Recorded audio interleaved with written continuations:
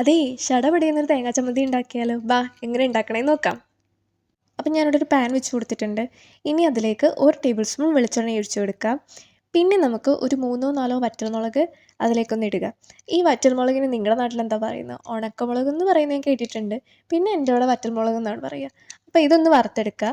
ഈ കൂട്ടത്തിൽ തന്നെ നമുക്ക് 9ഓ 10ഓ ചുമന്നുള്ളി അല്ലെങ്കിൽ കുഞ്ഞുള്ളി ഇതിലേക്ക് ഇട്ട് കൊടുക്കാം. അപ്പോൾ ഇതിൻ്റെ രണ്ടിൻ്റെയും കളർ ചെറുതായിട്ടൊന്ന് മാറി തുടങ്ങണം. ആ ടൈം ആയിക്കഴിഞ്ഞ് കഴിയുമ്പോൾ നമുക്ക് സ്റ്റൗ ഓഫ് ചെയ്തിട്ട് ഇതൊന്ന് തണുക്കാൻ വേണ്ടി വെക്കാം ട്ടാ. അപ്പോൾ അതൊക്കെ ഇവിടെ ആയിട്ടുണ്ട് കേട്ടോ. ഇനി നമുക്കൊരു മിക്സിയുടെ ജാർ എടുത്തിട്ട് അതിലേക്ക് ഈ വറുത്ത് വെച്ചിരുന്ന വറ്റൽമുളകും കുഞ്ഞുള്ളിയും കൂടെ ചേർത്ത് കൊടുത്തിട്ടുണ്ട്. ഞാൻ പിന്നെ കുറച്ച് കറിവേപ്പിലയും ഒരു കുഞ്ഞു കഷ്ണം പുളിയും കൂടെ ചേർക്കുന്നുണ്ട്.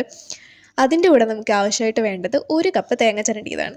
അപ്പോൾ അത് ഞാനിവിടെ ചേർത്തിട്ടുണ്ട്. ഇനി നമുക്ക് ആവശ്യമായിട്ട് വേണ്ടത് 1 ടീസ്പൂൺ കാശ്മീരി മുളക് പൊടി, പിന്നെ ആവശ്യത്തിനുള്ള ഉപ്പുമാണ് ഇവിടെ ചേർക്കുന്നത്. ഇനി നമുക്ക് ഇത് അരച്ചെടുത്താൽ മാത്രം മതി കേട്ടോ. അപ്പോൾ ഇനി ഞാനിത് അരച്ചെടുത്തിട്ട് കാണിക്കാം ട്ടാ. അപ്പോൾ ഞാനിവിടെ നല്ലപോലെ ഇത് അരച്ചെടുത്തിട്ടുണ്ട് കേട്ടോ. ഇനി നമുക്കിനി ഇത് പ്ലേറ്റിലേക്ക് മാറ്റാം. അപ്പോൾ നമ്മുടെ ചട്നി റെഡിയാണ് കേട്ടോ. ഇതുപോലെയുള്ള റെസിപ്പിക്ക് വേണ്ടി എൻ്റെ ചാനൽ സബ്സ്ക്രൈബ് ചെയ്യുക, ലൈക്ക് ചെയ്യുക, ഷെയർ ചെയ്യുക, കമൻറ്റ് ചെയ്യുക. Okay bye bye. Next video ആയിട്ട് കാണാം.